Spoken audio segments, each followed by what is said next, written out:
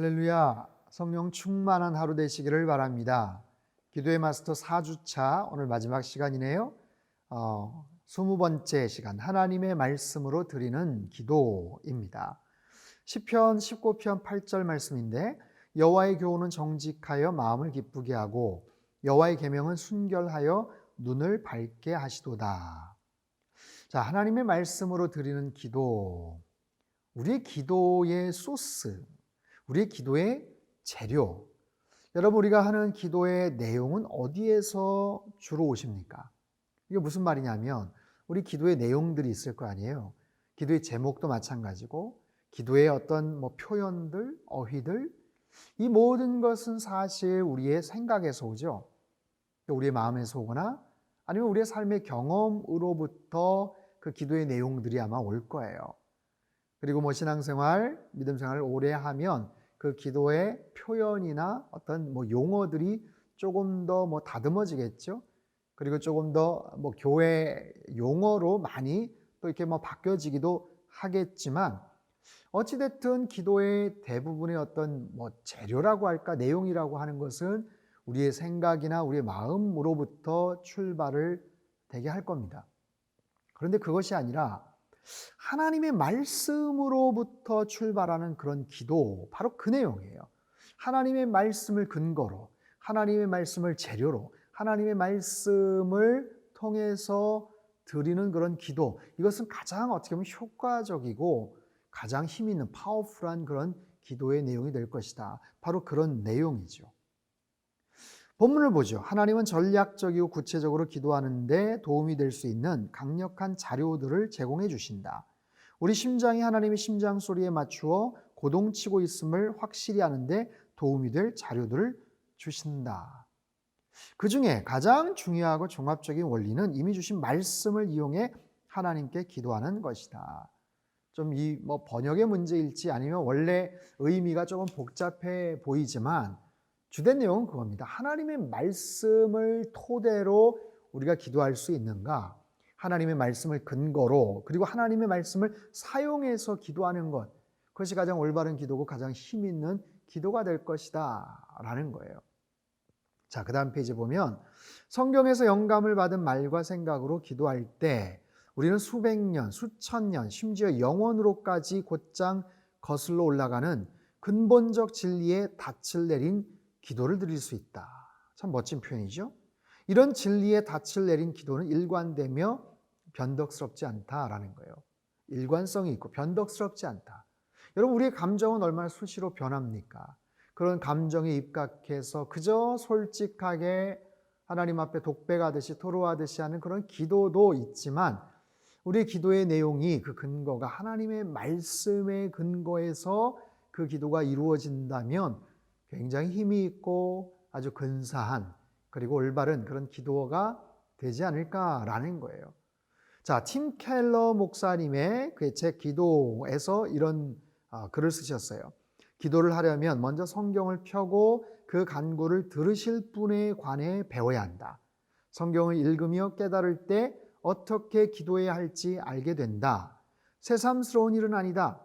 갓난 아이들도 같은 원리에 따라 성장해서 어른이 되기 때문이다 라는 거죠. 여러분, 세상의 모든 일에는 모델이 필요합니다. 처음부터 잘하는 사람은 없죠. 뭔가를 자꾸만 보고 배우고 카피하고. 기도도 마찬가지다라는 거죠. 어디에서 배우겠어요? 바로 성경을 통해서, 성경의 내용을 통해서, 성경에 기도하는 기도의 사람들의 그 기도 내용들, 표현들, 그 기도의 제목들, 기도의 어떤 범위들, 그것을 통해서 우리가 배울 수 있게 된다라는 바로 그런 의미입니다. 예수님께서도 말씀하셨죠. 예수님은 우리의 그분 안에 거하라. 그리고 그의 말씀이 우리 안에 거하게 하라라고 말씀하셨어요.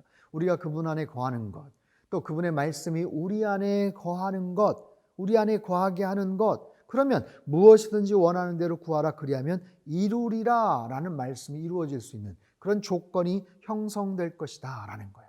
우리가 그분 안에 거하고 그분의 말씀이 우리 안에 자리를 잡는 것, 우리의 심령 안에, 우리의 생각 안에, 우리의 머리, 우리의 모든 개념과 계획과 비전과 기도의 제목 안에 그분의 말씀이 자리를 잡는 것. 여러분, 그렇게 될 때 우리는 얼마나 효과적이고 파워풀한 기도의 사람이 될 수 있을까? 거기에 대한 하나의 예로 느헤미야의 기도를 본문에 설명을 합니다. 여러분, 느헤미야는 이국의 포로 신세였던 그가 폐허가 된 예루살렘의 어떤 딱한 이야기를 소문을 듣죠. 그러면서 그가 그때부터 기도를 하기 시작을 합니다. 성전은 이미 만들어졌지만 성벽이 회파가 되어서 사람들에게 무시를 당하고 사람들이 불안해하고 두려워할 때 멀리 떨어져 있음에도 불구하고 자기의 조국을 위해서 하나님 앞에 기도했던 느헤미야. 그런데 그가 했던 느헤미야 1장의 그 기도의 내용들을 가만히 보면 정말 놀라운 사실을 알 수가 있는데, 뭐냐면 첫 번째, 하나님은 오래전에 모세를 통해 백성들에게 만일 너희가 범죄하면 내가 너희를 여러 나라 가운데 흩을 것이다 라는 경고의 메시지예요. 느헤미야는 문제의 원인을 성경에서 찾죠. 하나님 말씀에서 그가 발견합니다. 이것은 신명기 30장의 내용이거든요. 이들이 왜 이렇게 됐는지 문제의 원인을 그는 찾습니다. 또 한 가지 중요한 것은, 그러면 그 문제를 어떻게 해결할 것인가? 그 해결책도 그 말씀에서 그는 찾게 되죠. 만일 내게로 돌아와 내 계명을 지켜 행하면 너희 쫓긴 자가 하늘 끝에 있을지라도 내가 거기서부터 그들을 모아 내 이름을 두려고 택한 곳에 돌아오게 하리라. 자, 문제 해결책도 성경에서 찾아요. 여러분 잘 기억하십시오. 하나님의 말씀 안에서 문제의 원인을 발견할 수 있고요. 하나님의 말씀을 통해서 그 문제의 원인을 어떻게 해결할 수 있는지에 대한 솔루션, 해결 방법도 찾게 되더라라는 거죠. 그렇기 때문에 우리가 하나님의 말씀을 늘 가까이 하는 것은 여러 가지 의미에서 도움이 되죠. 유익하죠. 그 하나님의 말씀을 통해서 내가 어떤 방향으로, 어떤 목표를 향해서 기도해야 될 것인가, 처해 있는 여러 가지 어려움과 문제의 도대체 원인이 뭔가, 어디서부터 해결을 해야 될 것인가, 이런 부분들을 발견하는데 하나님의 말씀, 그 말씀을 통해서 우리가 근거를 가지고 나아가는 거예요. 그렇기 때문에 하나님 말씀을 통해서 기도하는 것에는 놀라운 축복과 굉장한 그런 혜택들, 은혜가 있죠. 자, 기도의 유형, 육과에서 우리가 배웠는데 ACTS, 기도의 여러 가지 유형이 있어요. 찬양이 있고 고백이 있고 감사가 있고 간구가 있어요. 그 모든 내용도 하나님의 말씀을 통해서 우리가 배울 수 있고 토대로 기도할 수 있죠. 자, 보세요. 여호와여, 위대하심과 권능과 영광과 승리와 위엄이 다 주께 속하였사오니 주는 만물의 주제가 되어서 손에 권세와 능력이 있사오니. 역대상 29장의 말씀, 그 말씀을 통해서 우리는 찬양의 기도를 하나님 앞에 올려드릴 수 있죠. 또한 고백의 기도입니다. 하나님이여, 내 속에 정한 마음을 창조하시고 내 안에 정직한 영을 새롭게 하옵소서. 주의 구원의 즐거움을 내게 회복시켜 주시고 자원하는 심령을 주사 나를 붙들어 주소서. 시편 51편의 말씀, 다윗이 밧세바의 간음 사건 이후에 나단 선지자의 그 지적을 받고 그가 통회하고 자복할 때 하나님 앞에 죄된 것을 다 낱낱이 고백하는, 바로 그런 고백의 기도를 말씀을 통해서 드릴 수가 있죠. 세 번째, 감사의 기도를 드릴 수 있어요. 여호와께 감사하라. 그는 선하시며 그의 인자하심이 영원함이로다. 주께서 내게 응답하시고 나의 구원이 되셨으니 내가 주께 감사하리이다. 시편 118편, 이 말씀을 토대로 하나님 앞에 감사의 기도를 드릴 수 있죠. 네 번째, 간구의 기도. 만군의 하나님 여호와여, 내 기도를 들으소서. 야곱의 하나님이여, 귀를 기울이소서. 정직하게 행하는 자에게 좋은 것을 아끼지 아니하실 것임이니이다. 자, 시편 84편의 말씀을 통해서 간구의 기도를 드립니다. 구약에 있는 말씀들, 신구약 통틀어서 많은 좋은 말씀들이 참 많죠. 특별히 시편 안에 기도와 찬양에 대한 놀라운 엄청난 보물과 같은 엄청난 보고가 거기 담겨져 있어요. 그렇기 때문에 하나님 말씀을 기대하며 그 말씀을 토대로, 그 말씀을 인용해서 우리가 기도할 때 우리 기도의 지경은 엄청 넓혀지고, 그리고 굉장히 파워풀하고 힘이 있는 그런 기도가 될 것이다 라는 거예요. 마지막 부분, 굉장히 멋진 글이 담겨져 있어요.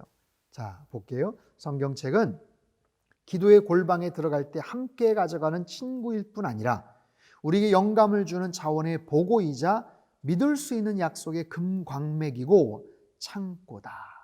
하나님 말씀, 하나님 말씀. 여러분, 이 기도의 마스터를 통해서 우리가 기도를 더 배워가고 기도의 사람으로 더 변화되어 가는데, 동시에 하나님 말씀의 근거에서 우리 기도의 지평을 넓혀가고 기도를 더 깊이 해나갈 수 있는 말씀의 사람으로, 성령의 사람으로 또 그렇게 거듭나고 또 하나님 앞에 더 가까이 나아가는 그런 귀한 은혜가 저와 여러분에게 있게 되기를 주님의 이름으로 축복합니다. 기도하겠습니다. 주님, 말씀을 주셔서 감사합니다. 주님이 어떤 분이며 무슨 약속을 주셨는지 우리의 추측에 맡겨두지 않으셔서 감사합니다. 저의 생각 속에 주의 말씀이 자리 잡도록 해주시고 그 말씀으로 저의 손과 발을 인도하셔서 당신을 섬기고 순종하며 당신 앞에 늘 정결한 마음이 되도록 해주소서. 주의 말씀을 진정으로 사랑하며 주의 진리와 사랑과 지혜의 그 구명밧줄을 절대 놓치지 않도록 해주소서. 예수님의 이름으로 기도합니다. 아멘.